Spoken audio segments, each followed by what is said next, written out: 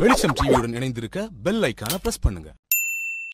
தமிழக வாழ்வுரிமை கட்சித் தலைவர் வேல்முருகன் இன்று சென்னைக்கு தனது காரில் சென்று கொண்டிருந்தார்.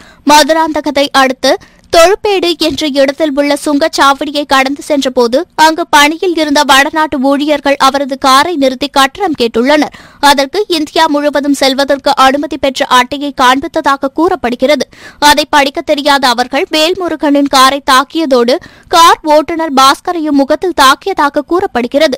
இதையடுத்து அவர்கள் மீது நடவடிக்கை எடுக்க வலியுறுத்தி வேல்முருகன் சுங்கச்சாவடியில் போராட்டத்தில் ஈடுபட்டார். தகவல் அறிந்து வந்த போலீசார் ஊழியர்கள் இருவரை கைது செய்த நிலையில் மற்றவர்கள் தப்பி ஓடினர்.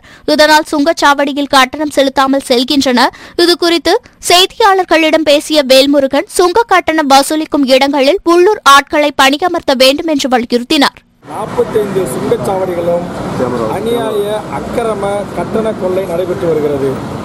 ஒவ்வொரு இந்திய நாட்டின் குடிமகனும் அவர் தங்களுக்கான வண்டி வாகனங்களை வாங்குகின்ற போது அதற்கு ஆண்டு முழுவதற்குமான வரியை அரசுகளுக்கு செலுத்தி விடுகிறார்கள். அதற்கு பிறகு நம்மை ஆளுகின்ற மத்திய மாநில அரசுகள் சுங்க வரி என்கிற பெயரில் பொதுமக்களிடத்தில் அநியாய அக்கிரம ராப்பகல் கொள்ளையில் ஈடுபடுகிறார்கள்.